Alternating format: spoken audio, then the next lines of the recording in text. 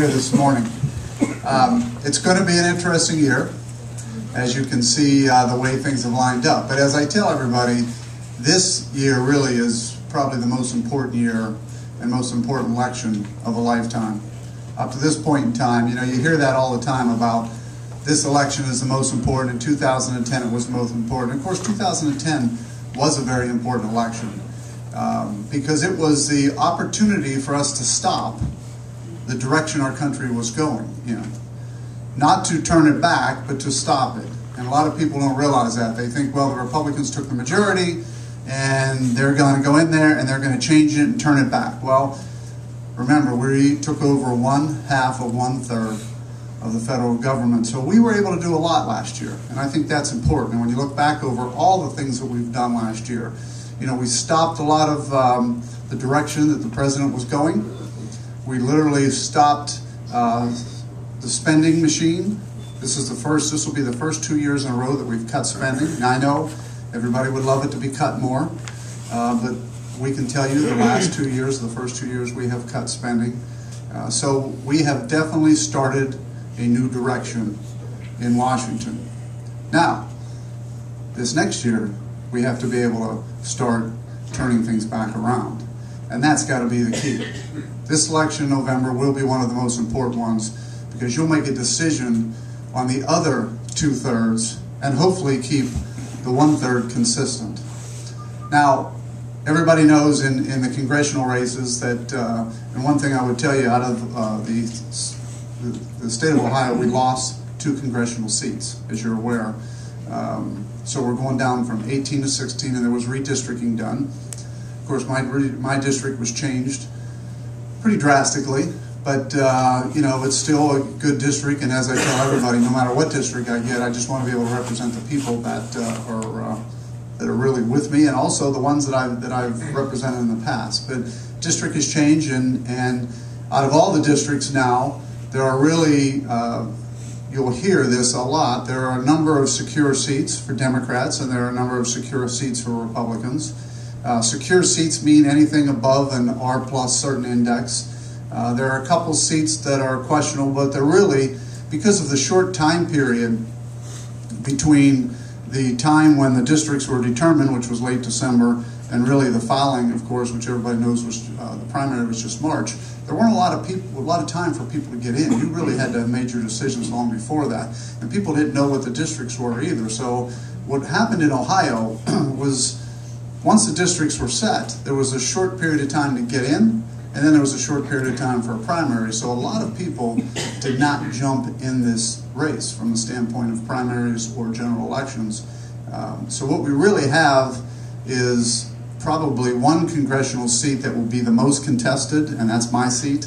And the reason it'll be the most contested is because when they redrew the districts, they drew my opponent, Betty Sutton, who's an incumbent Democrat, into my district. So that will be the race that'll really be a spotlight here in Ohio. But again, what we have here is truly 2 diametrically opposed congressional people.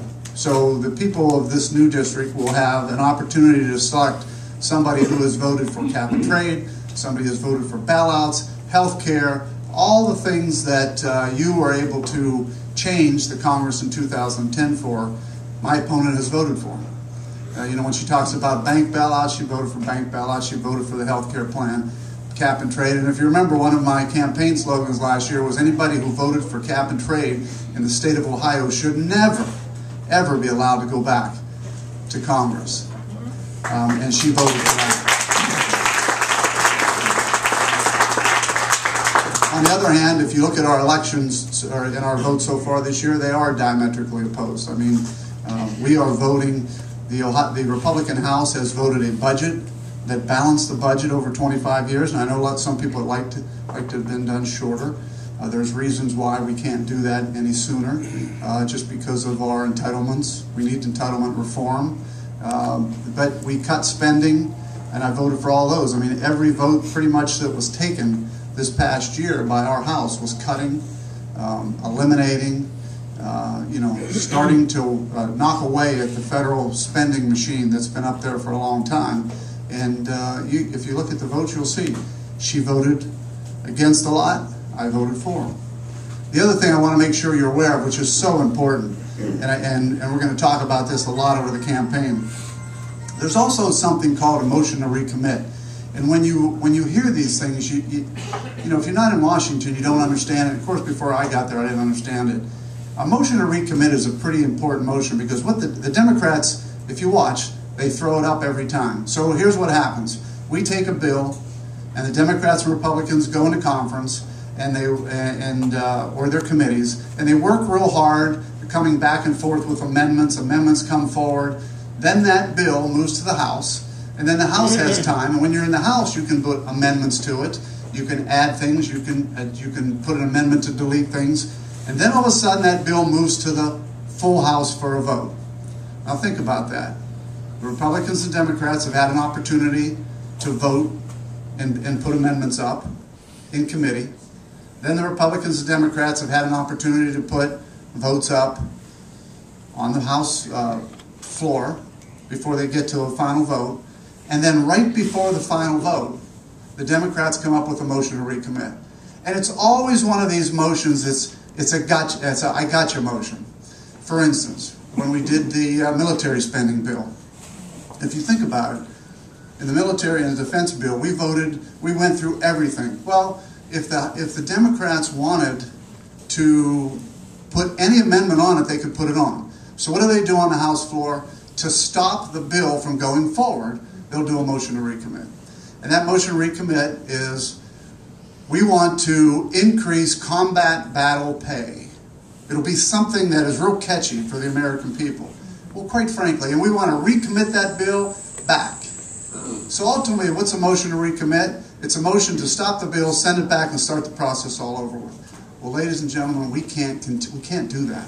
We have to be able to move these things forward, especially when it means funding for our troops, especially when it means jobs and all the things we're trying to do. So that's the little game that they play. It's called the motion to recommit. Now, I'm not going to tell you the Republicans didn't do it before, because they did. They did it when the Democrats were in control.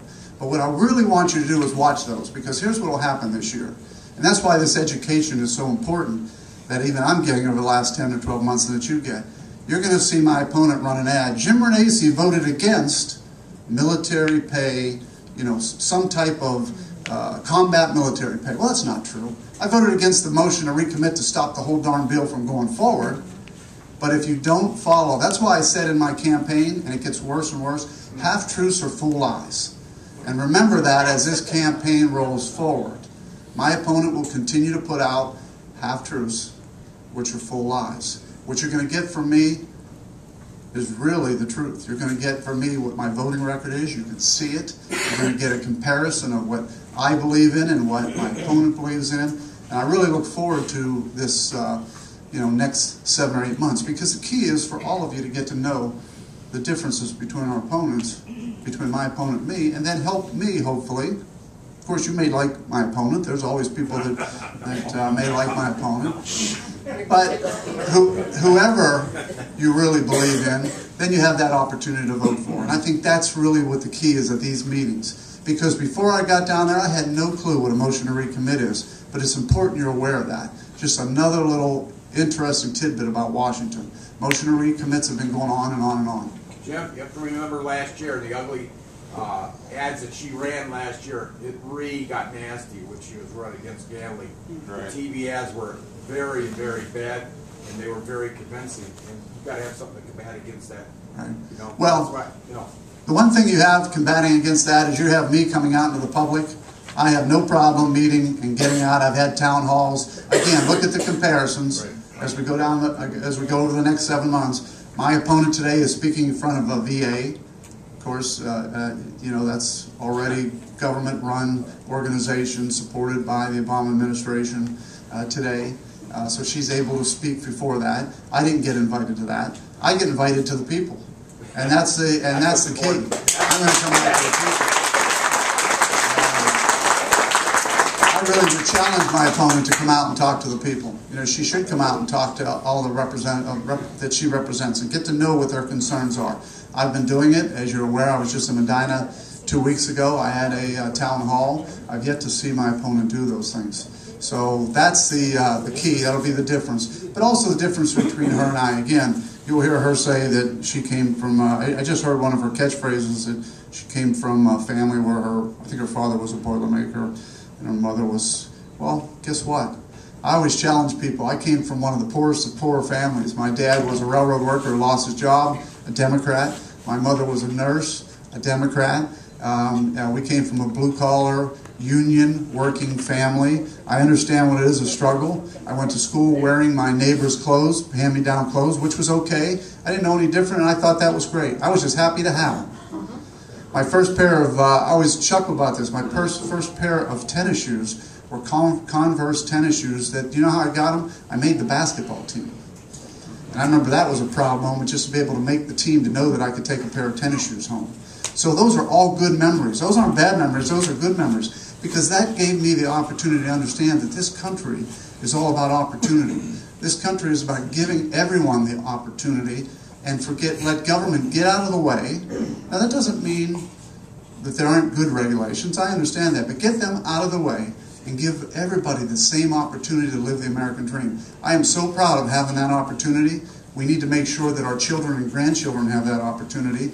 So there's no story in the world about my opponent's background can trump my background. I mean, I've had the opportunity to live the American dream. She'll tell you I'm a millionaire. I'm proud to have lived the American dream and been a millionaire. All right? That's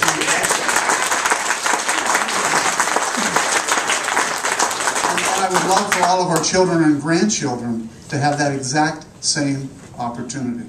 To start with nothing but know there's opportunity. To know that if you work hard and do the right things, that came right out of the President's speech in January. If you work hard and do the right things, you should have opportunity in this country. The problem is the President says those things but doesn't act on the same things. So let me give you a little bit of background on what's going on in Washington. Because it is interesting. This is an election year. I doubt very much that much will get accomplished. It's sad to say. Again, you're hearing it from me after 14 months in office. I thought we all went down there and we work hard every day. Look, in the business world, you work hard every day to get to the same place. In Washington, it's an election year. So we all know that the President started campaigning a few months ago, maybe even a year ago. And he left his job to pretty much campaign. And even though he's traveling on all our dollar and spending all our money and landing in all these great places, if you notice, he lands and he does a speech and then he moves on to 3 fundraisers. And so we now have a president who has really given up on doing what's right for the country, and he's starting his fundraising. And that's where we're really at. Now in the House and the Senate, you have a Senate who doesn't want to lose their majority. So by the way, we have a tremendous amount of bills that we've passed over this past year. We have, people say, where are the jobs? We have at least 30 jobs bills sitting over that Senate. Now think about the process. We all learned this in history class. The House passes a bill, they send it over to the Senate. Normally what happens is the Senate will pass that bill, or they won't pass it, but they'll prepare a companion bill or a new bill. It'll go to conference, we'll come together, and then we'll vote on something we all agree on. Well, what's happened with the Senate this year, because they have 25 seats that they're trying to protect, is that they take the bills and they just table them, and table them, and table them. So we have close to 30 jobs bills sitting over in the Senate that really the Senate should be acting on. We have a president who calls us the do-nothing Congress. What he really wants to do is start looking at the do-nothing Senate. It's interesting. He can use that story all he wants. The House has passed a budget. The Senate hasn't passed one for over 1,000 days. The Senate is not passing bills. They're not taking up our House bills. So what's really happening here? Yeah, we do have a do-nothing Congress because we have a do-nothing Senate. And keep that in mind. The Senate is the one that's doing nothing. The House is continuing to pass bills. Now this year there's a question, well, do you continue to pass bills and throw them over there when the House isn't going to vote on them? Look, the House isn't even going to vote on the President's budget this year. And I think when I was here last, I asked you all, do you realize that the Senate isn't going to vote on the President's budget? And all of you know that the Senate did vote on the President's budget last year, and everybody, I think, remembers, you know what that vote was, right? 0 for, 97 or 98 against. I can't remember the exact number. Harry Reid has said he will not even take up the the president's budget this year. So this is the direction we're going. It's an election year. Again, strange for me. I'm a business guy that believes we should be working every year toward jobs and the economy and getting things done. But truly, we have a year this year that will be very, very limited things that will be accomplished. The one bill you're hearing a lot about is the transportation bill. The transportation bill is in front of us. It's been in front of us for the last couple of weeks. To give you an example, the Senate wants to do a 2-year bill. The House wants to do a 5-year bill. Remember, certainty and predictability, all those things we talked about, that's what a 5-year bill will bring. A 2-year bill will bring some of that, but not enough of it. The other thing that you have to remember is that our highways and bridges are paid for by a gas tax. It hasn't changed. That gas tax hasn't changed since 1993, I think. So what we have is a gas tax that hasn't changed, dollars that are going down. Now, why are the dollars going down in that trust fund? Well, because we have cars now that instead of getting 12 miles to a gallon, get 22 miles to a gallon. So you get less gas tax money into a fund to take care of highways and roads. So here's the dilemma in Washington. We have so many dollars, and we have so much to spend on roads and bridges and infrastructure. The dollars that are coming in from the gas tax are going down because of our mileage. So the question is, how do we pay for our bridges and roads and highways? And that's really been a discussion that's been going back and forth for the last few weeks. Now, the far right in the Republican Party believes that we should only spend the amount of money coming in. That's the gas tax money. That's one of the arguments. Then there's some in Congress, both sides, Democrats and Republicans, who believe we need to fix whatever the roads and bridges dollars are.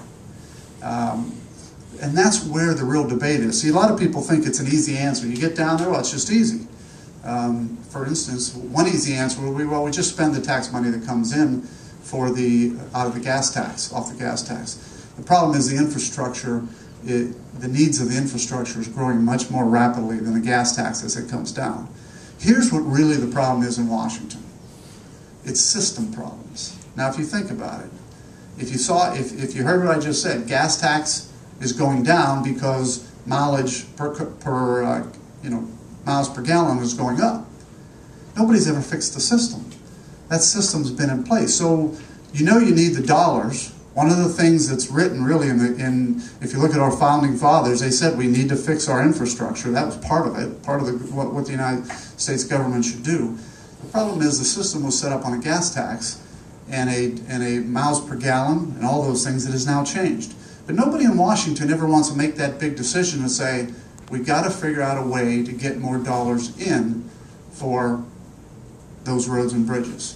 So that's what I tell you is the problem there. And I'm not telling you the solution because I'm here to make sure you understand these are the issues in front of people in Washington. We have to decide how we can pay for the infrastructure without raising taxes, gas tax, but also knowing that the gas tax per gallon hasn't changed since 1993, and at the same time, miles per gallon has gone up. It's an interesting dilemma. It's the same wasn't stimulus money supposed to go to infrastructure and highways? Like, what percentage did? Yeah, I don't know the exact percentage, but the stimulus money, well, we know it went to Solyndra, and we know it went to a lot of places that was just wasted dollars. Again, shovel ready. You heard the president say that he didn't realize that things, shovel ready. There were a lot of jobs shovel ready. That's the problem with Washington. I'm a firm believer we need to quit sending money to Washington when they have no idea what's needed back here, and we should keep the money here. And that's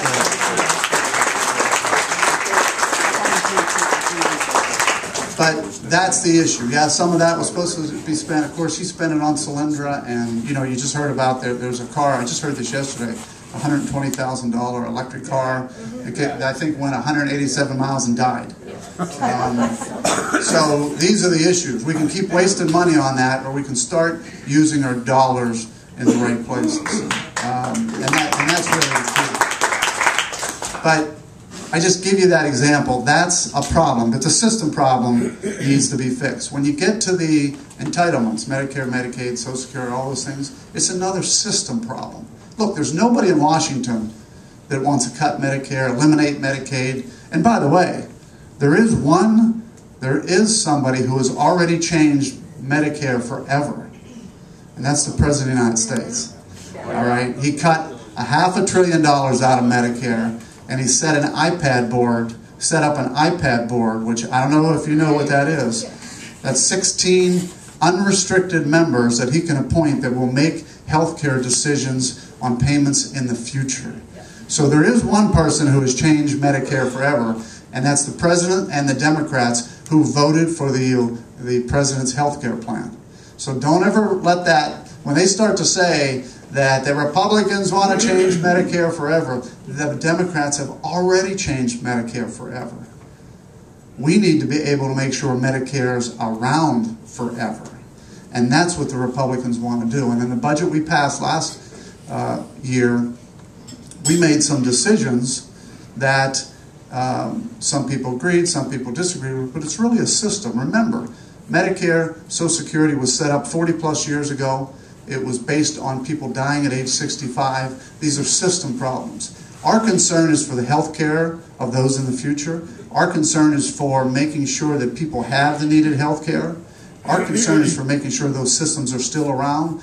But let me tell you, folks, if we do nothing like the Democrats want us to do, and if we continue to listen to this, well, Republicans want to change health care forever. The Democrats will change health care forever. They will change Medicare forever because it will be gone. Because there are already a number of organizations, the CBO and some of the outside organizations have said the Medicare system will not last more than anywhere between 9 and 13 years, and it'll be insolvent. Same thing with Social Security. Social Security, for the first time, is starting to turn its direction where we're paying out more than we're bringing in. Those are all issues, not because government's stealing the money, it's system problems. And until we decide we're going to fix the systems, which is what drives me crazy about Washington, because people need to be able to go down there and be willing to fix the systems. Now, when you fix a system, you're going to make somebody mad. That's understandable.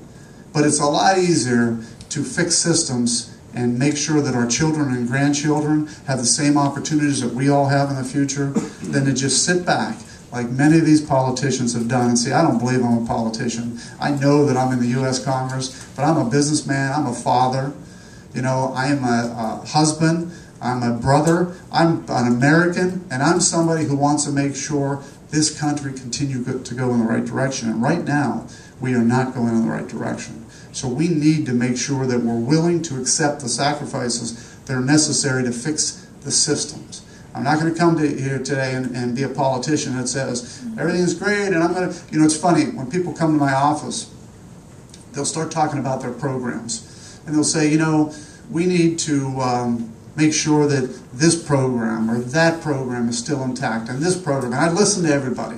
And if you came to my office, I would listen to you too. But one thing I always do, I just had some Ohio State students in my office, and they basically were telling me how they want to make sure the Pell Grants and the loans and everything is done and everything is still intact and that we don't change things and going on and on. So when they were done, I said, you know what, I agree with you. I think some of these programs are good programs, but let me explain something to you. When you're borrowing 40 cents on the dollar, when you're starting to build a debt to China, especially the Ohio State students and the students that came to me, do you want me to turn around and give you one of the largest debts to have to live with going forward, or would you rather me make the right decisions moving forward? And until we fix our systems problems, we can never, ever be able to continue to do some of the programs that so many people want us to do. And if we continue to ignore the system problems, then we're all going to go over the cliff and be in deep, deep trouble in 5 or 10 years or 20 years or whenever the day, because quite frankly, folks, we can't keep spending the money. You all know this. I mean, it's interesting. You all know this. We cannot keep spending the money we're doing, and we cannot continue to have the debt growing the way it's growing. Let me tell you some positives. And I know I mentioned it last time. When I first got to Congress, I decided that I was not going to bash and throw stones at the other side. I'll let the politicians do that because that's what they always do. You'll hear that from my opponent for the next 7 months. I mean, some of you probably already got the 99% call and all the other garbage that goes out. You're going to hear all that. I'm a firm believer, and let's talk about the future. Let's talk about where we need to go. Let's talk about things that we can fix. And let's not throw stones at the other side, because that's just a waste of time. When I got to Congress in my first committee, I started to do that. We've had hearings. I've had the opportunity to be part of some really good hearings when it comes to Dodd-Frank and a lot of these issues. And I had a member from the other side come over to me and say, you know what, Jim, there's a lot of members over on the other side that really appreciate what you're doing. You don't throw stones. You look like you're trying to fix America. You look like you're trying to move forward. And I said, well, clearly that's what I want to do. And they said, well, we like that idea. So what I did was I had a breakfast with that one individual, and I asked him if he knew some others on the other side that believed in the same things. And of course he knew some others, and I knew some others. That breakfast now has moved to 16 members, 8 Republicans and 8 Democrats who meet on a regular basis. We've actually put out 4 pieces of legislation, all good pieces. One of them was the Employee Act, and I know the last time I was here I told many of you about that. The Employee Act basically took people who are unemployed, and if you were unemployed, it's a training bill that if a company hired an unemployed worker, that the unemployment, for training purposes only, that it would have to be somebody who was unemployed and a new employee to that company, that if they were agreeing to commit to hiring somebody and train them for a new position, that the unemployment dollars, at least up to 90% of those, would go to the company to help them be willing to train people, because we do need to train people in new jobs. And that bill became part of the payroll tax extension that just was passed by the House and Senate this past year. So I'm proud to say that working with the other side, we were able to get something that's a jobs bill, it's a training bill, and it's taking dollars that are going to people that are on unemployment and turning them into training dollars. So we were able to get that accomplished and move forward. It shows you what we can do if we work together. Now, again, there are, as I said, many hurdles to that. And one thing I've known here lately, it's an election year. So all of a sudden, those same members on the other side want to start backing away and saying, well, it's an election year, we should slow this group down. And isn't that a sad thing? If there's one thing that disappoints me more than anything, it's the knowing that we've got 16 members that are willing to work together, and now they want to kind of slow things down because it's an election year. And it's not the Republicans saying that, it's the Democrats saying that. So we're going to work real hard in moving forward to try and get America moving in the right direction. But it's not easy, I will tell you that. We have a lot of issues. I mean, I know some of you may have questions about Fast and Furious, and some of you may have questions about a lot of these things. Remember, they're all being looked at. The one good thing about this Congress is we have oversight for the first time. We are doing oversight hearings on a regular basis. My committee just had an oversight on MF Global. And we brought people in, and we're trying to understand what's going on. But everybody wants those things to occur right now. You know, Fast and Furious, you need to subpoena these people. You need to do this, you need to do that. No, it's in the process right now. It's in the process. It's in the process of investigation. When it's done, decisions will be made. And those will be the things we continue to do with oversight hearings. So I'm pretty proud of what our Republican Congress has done. Remember, it may not have gone in and completely turned the direction back, but when you're only 1/2 of 1/3, all we can do is stop the train from going in the direction it's going, and I think we've done that. With that, I'll kind of open it up for questions. Jim, a question about along the lines of Jeff, jobs. use the mic. Jeff, use the mic. Yes, Nancy. Use the mic. Thank you, Nancy. Question having to do with jobs.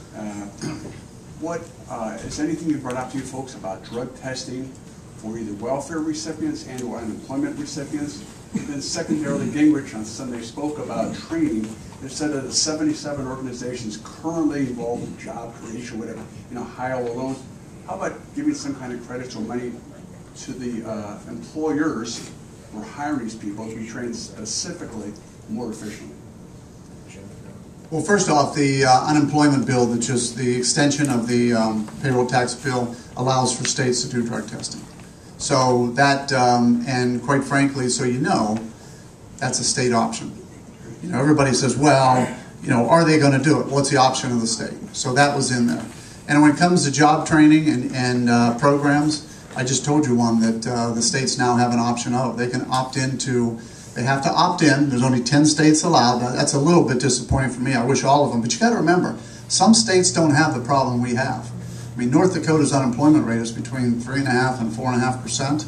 But the reason it's between 3.5% and 4% is they have the gas and shale exploration going on that's just starting in Ohio. So they don't need the same type of programs. But there's an example of a program that I'm proud to say that I co-sponsored and is now part of the payroll tax extension that will work to train people going forward. Congressman, I watch a lot of Hannity, O'Reilly, Greta Van Susteren, and everything. Come April, when the Supreme Court is supposed to look to see if Obamacare is unconstitutional or not, or did they push that back a little bit to June or something like that? That's one of the questions, because he seems to be continuing on like nothing's going to happen. Yes. As a result, It's the law. It's a law. is the ruling going to be, you think, is it going to be changed? And the only time I ever heard was, I think it was from Cornyn, the congressman from Oklahoma, is that his name, Cornyn? Say that, you know, we should set the example. If we're going to have Obamacare, we, the representatives of the people, should have it too. And all you saw was a bunch of hands going, no, we don't want any part of it. How come nobody brings up the fact that, you know, it's good enough for us, the people who elected the people, but not good enough for the people that we did elect? Well, let me first answer the question. I'm not sure. The Supreme Court's supposed to make their decision before the election.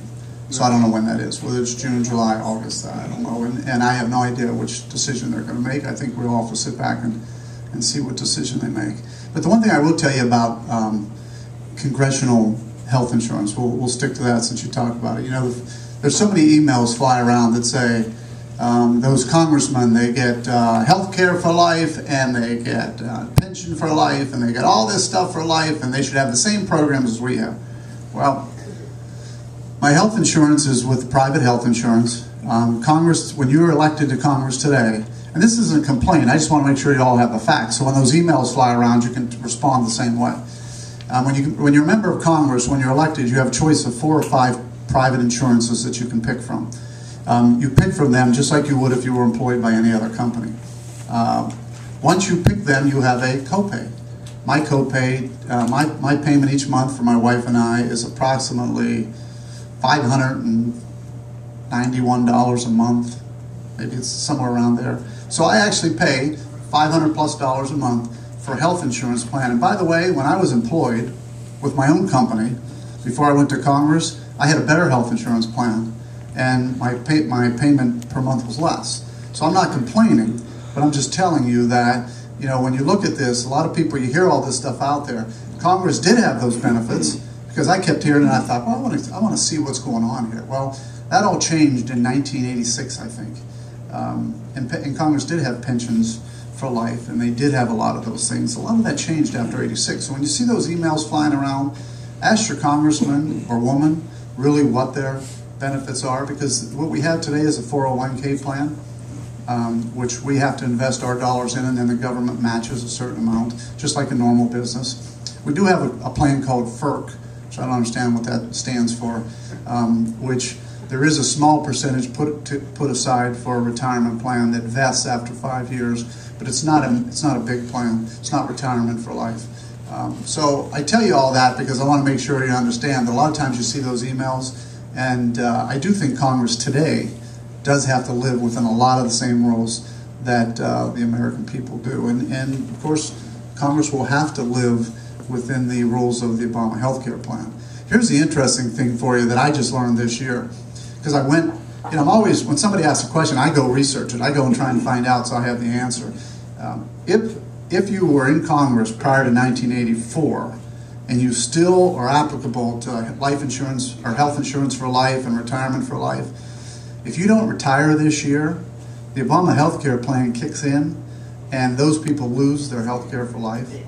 So when you see a lot of people retiring this year, you might not realize that they might have figured it out. Now, when I was talking to member services, and that's where this comes from, we have an office of member services, and I said, are you kidding me? I said, so they passed something that would eliminate their health care for life if they don't get out by the end of this year, because it's part of the Obama health care plan. And the member services person said to me, I am sure they did not know it was in there. It gets back to the same old thing that Nancy Pelosi said, you have to pass the bill to see what's in it. So when you see a lot of these members retiring this year, you got to ask yourself the question, are they retiring because they want to make sure they have health insurance for life? Are they retiring because they can't think they can win another election? I don't know what the answer is, but it's interesting that I found that out when I talked to member services. Go back there. Where do you stand on the proposed increases on TRICARE premiums and the fact that we seem to be putting savings on the backs of our serving and retired military people? Well, of course, I'm still one that's all above. We have to look at everything. But I also believe that anybody that served our country, that's been willing to stand up and defend our country, should be looked at a whole lot different than anybody else. So I am a big, strong supporter of the military, and I'm a strong supporter of all our troops, and will do whatever I can to make sure that those programs are intact and maintained. Because again, if you're going to stand up and risk your life for our country, I'm a strong believer in defending those people. Just like I am, quite frankly, for the firemen and the police officers. I was a fireman for 5 years. I do understand what it means to leave your family and go into a burning building and have to risk your life for somebody else's, but you don't even think about it, you do it. I mean, when you think about those people, firefighters, police officers, our military, we need to always shake their hand, thank them, and be willing to go the extra effort for them.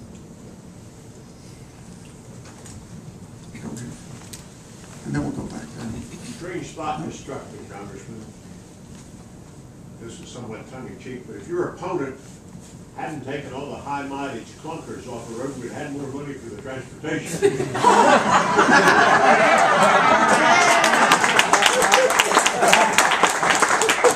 Well, I will tell you this. My opponent if she was going to stand on one thing she's done in her career, she'll use the cash for clunkers as an example. That's a tough one to stand behind. I mean, I was a car dealer. I mean, good thing about me, good thing about representing me representing all of you, is I've had so many opportunities to do so many different things. So nobody can really throw a rug over my head on occasions. Maybe they can, but I can usually get it off pretty quick. When it comes to cash for clunkers, I mean, if you think about it, she's going to stand and say that produced jobs. Let me tell you quickly what happened there. Cash for clunkers was from like July until August or September of 2009. I had a car dealership. Our volume went right up because people were able to come in and get a $4,500 credit by the government, by the way. But guess what? You had millionaires, this wasn't a program for the poor individual who needed it. You had people coming in, and do you realize that I think the percentage is more than 50% bought foreign vehicles? All right? But here's the worst thing. This is all factual information, and my opponent will have to talk about that. She'll say she saved jobs and she did all these things. Great. Here's the thing here's the long-term effect of cash for clunkers. And no matter what anybody says, you can talk to a car dealer, but you're experiencing this. There were so many what I call clunkers. Now, I got to tell you, you know what a clunker was? A clunker was anything that met the definition of a clunker. I had a 7,000 I had a car come in that was considered a clunker. It had 7,000 miles on it. It was not a clunker. But guess what we had to do to that car? We had to destroy it. So we took so many cars off the market that today, go talk to your car dealers. I mean, don't talk to your politicians. Talk to your car dealers when they tell you there's no used cars out there. They've got to pay, it's anywhere from 6 to 10% more for a used car. So guess who loses in this deal? All of us. We all lost. Because now you go to try and buy a good used car and you're going to pay a lot more money for it. And guess what? On the reorganization of General Motors and Chrysler, guess who loses on that?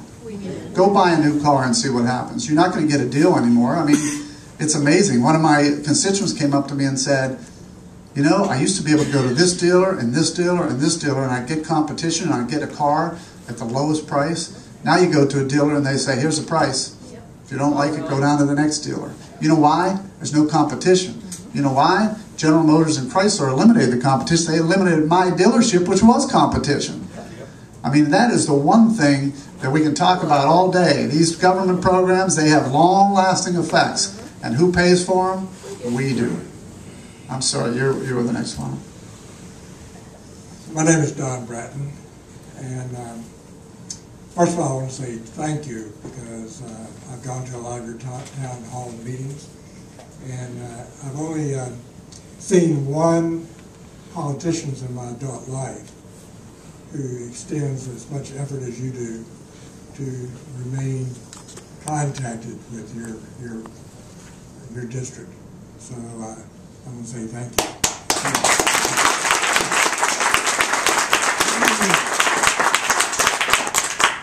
I want you to comment on something very close to me. And that is what I've seen for a number of years, before you ever went to Congress, how people just totally ignore the U.S. Constitution. I've been working for the last several months with the state legislature, trying to stand up to follow their state sovereignty and the 10th Amendment, and they're not doing it. And I'm not uninformed, and I'm not naive, because everything you said is correct. All the issues and all the concerns and all the people not doing anything for various reasons. And I know there's a lot of money coming to the state from the federal government, and they have issues there. So I know all those things. And I see the Obama administration just totally ignoring the Constitution. And I know there are a lot of issues that you've already talked about and people want to ask you about. But in things that I do, in business and sport, I have professional people that work with me, and whenever I get off track, they bring me back to the basics. And as a businessman, you know that. I don't have to tell you that. You have to have a business plan. You have to stick with basics. That's what the U.S. Constitution is. And I know you're one man, and I know there's only 1/3 in the government who's probably going to look conservatively. My comment, what I'm asking from you is, your comment is, I know, well, first of all, I know that in your town hall meetings, things that are that your principles that you are really following, you don't waver. And when people challenge you, you don't waver. And you give a good answer like you did with the Ohio students. I'm asking that you have the same commitment to not waver against the U.S. Constitution. So if something comes to you, to your committee, or something you have to vote on, if it's not constitutional, put it aside and say, I'm sorry. And I don't understand why the politicians can't say, when they ask why you don't vote for this, because the Constitution doesn't allow it. I'm sorry. So any comment? Well, I agree 100% with you. And I'm going to give you an example of, so you know how I think. In committee the other day, this was in Financial Services Committee, we had an issue that was basically it was a rights issue, but it was trumping states' rights. And it was a Republican who was introducing it. And he was sitting about 6 seats over from me, and he really needed the votes. And I walked over to him while there was a pause, and they were talking to the other side. And I said, I can't vote for this. I said, because it basically trumps states' rights, and I'm just not going to do that. And it was interesting because once I said that, there was another member next to me who said, I agree. And then there was another member next to me who said, I agree. So those are the things that you need to know that I will always stand for, and I believe in that. I think states' rights are important. So, in fact, I would rather us push as much down to the state as we can and back to the local governments as we can. And it gets back to, I was in a conversation yesterday about, I get into so many conversations, but I think this was on education. And really the issue is, why should somebody 600 miles away be telling us how our children should be educated? Or 1,000 miles away? And why should we be taking money all the way to Washington? Now, if you think about it, anytime you send money to Washington, this is why I'm so adamantly against raising anyone's taxes. We should never, ever, you should never allow, and I should never allow, this federal government to take one more dime from anyone until they can prove to you that they can spend it in the right way and not waste it. And that is the real key. We have the other side that says, raise the income on the millionaires and taxes on the millionaires, all that. That's all great rhetoric. That's great campaign speech stuff. That's all great. Great campaign. Yeah, let's raise it. And the truth of it is, nobody should want anything taken from any American unless they know it's constitutional and that it's not being wasted. And until we can get this machine called the federal government to stop wasting the money, you should not allow one more dollar to go to Washington. Don't you have a committee that's putting each bill that comes along up against the Constitution, see if it meets the constitutional requirements? Well, before a bill's introduced, it has to have constitutional authority, and that's the first thing we do. I have two questions, Congressman. You alluded to changing the system, and you talked about cost cutting. And as I understand the process, the way it works today is that there's an automatic increase built into the budget without anything happening. It automatically goes up 6 or 8%, whatever that is. So when you talk about cost cutting, what it really means is cutting the rate of increase, not the real dollar amount. I'd like you to address how do you change that process, that fact that the automatic increase is built into the process. How do you change the process? And my second question is, what is the process for removing people like Eric Holder, Sebelius, our Health and Human Services Director, who has no clue what's in Obamacare? That became obvious in the committee hearing the other day. And also our Secretary of Energy, who doesn't own a car but has a BMW in his driveway. Well, the latter question's easy. You remove the president. Seriously, if the president is bringing all these people up that do not really represent the United States of America, then he really doesn't represent the United States of America and their values, and you remove them. That's the system. It's a simple system. But that's the key. That's why this November is so important. Oh, yes. And that's why we're going to get people out here trying to take sound bites. I've got a guy filming here today that will probably be trying to take sound bites and use them. And let's pass the sound bites, and let's really move forward to facts and use facts to go forward with. And if these people aren't the ones that we need, then let's make sure that we remove the president. The second thing, what was your first question? It was about the automatic increase that's built into the budgeting process. The way to fix that is zero-based budgeting. That's one way. The other way, and again, I have a bipartisan bill out there today that we're looking at some of the budgeting issues. Part of this bipartisan group submitted a bipartisan budget fix with 5 items. We need to look at those 5 items and make sure that we try and get those reforms in place.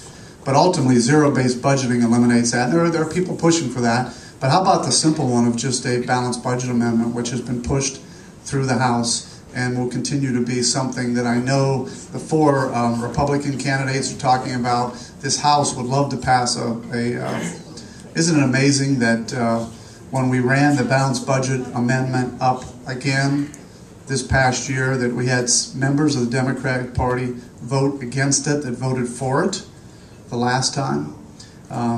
You can always see there are people that are trying to stop progress from moving forward. So we just need to put the right people in. That's why I need your support again this coming election, because I'm not sure how many people here live in my district, but whether you live in my district, Bob Gibbs' district, any of the districts, we need to make sure people are put back in Congress who are going to not only adhere to the Constitution, but make sure we have checks and balances on the president and start to change our budgeting. By the way, you really want to change budgeting. There's only, I think there's 5 or 6 CPAs in Congress. I'm one of them. It's interesting because when you've never had to balance a budget for a business, of course we all have to balance budgets for our families, but it's amazing how people think about budgets in Washington when they've really never had to do it for a business purpose or maybe even a family purpose. Congressman, first of all, I want to say thank you for your service. Thank you. I want to say that out of 400 and some House members, it's pretty sad that you can only get 16 members to meet and reach across the aisle and work together. And I applaud you for making that attempt. Not to interrupt you, the only reason we have 16, we don't want it to grow. And I will say this, I've got Democrats and Republicans wanting to join the group. I just don't want it to get so big that we get it out of control. So there are others. I get people every day on both sides saying I'd like to be part of your group. So okay. It's probably not 435 though. So. As a business person myself, I have a hard time. Do we have that many members of Congress and the Senate that don't understand Economics 101? Yes. That if you don't have people working and paying taxes, that we cannot continue down this entitlement path. This entitlement path is bankrupting this country, and it's going to bankrupt a number of businesses as well. They don't care. They don't care. Well, the answer to your question is no. It's interesting, and I'll give you a real life story. This past week, I had the opportunity, there was a bipartisan group, Democrats and Republicans, sitting across the aisle, across the table from the Speaker of the Italian Parliament. And through an interpreter, he was saying that the Italian government has made a decision that they're going to have to make some serious change. And some of it is with their labor unions. And they're going to have to, now this is him speaking, break the contracts, because if they don't, the government will go over the cliff, whatever you want to call it. 2 of the Democrat members who were sitting by me, and I respect both of them, one of them said to the Speaker of the Italian Parliament, well, I have a real problem with you breaking a contract. And the Italian Speaker said, if we don't break the contract, we're working together to try and work something out, but if we don't break the contracts will get broken anyway when we go over the cliff. Now, he didn't use the words over the cliff, but it's just an example of basic economics, as you said. You can't continue to go down a path where you're spending more money than you're bringing in. You can't continue to go down a path where you don't do things to increase employment. That's what we're doing right now. We're spending more money, and we're putting so many restrictions out there that we're slowing down the growth of employment. Now, you'll hear all the sound bites. We've created 1 million jobs or 100,000 jobs, or whatever the number is. It's political talk, because it's the net effect. If you created 100 but lost 200, you lost 100. But politically, if you say I created 100, everybody walks around, yeah, you created 100. But that's because it's a half truth. If you created 100 and lost 200, the truth is you lost 100. And that's what we have to start looking at. So when you hear those kind of things, it's easy for me. I mean, again, I feel like sometimes, and many times I am the loneliest guy in the room in Washington because I'm the only one there. Because I've told everybody nothing starts on time, and I'm still a firm believer in starting on time. So, but it is amazing because those are just simple, basic principles. Don't lie. We have politicians on both sides that say the president's the worst at it, though. He loves to just make these comments and say, we've created 1 million jobs. What are those people talking about? Yeah, created 1 million, lost 2 million. You lost 1 million. Say the whole truth, and then people understand it. But isn't it amazing that we elect people based on 30-second sound bites and just those one-liners?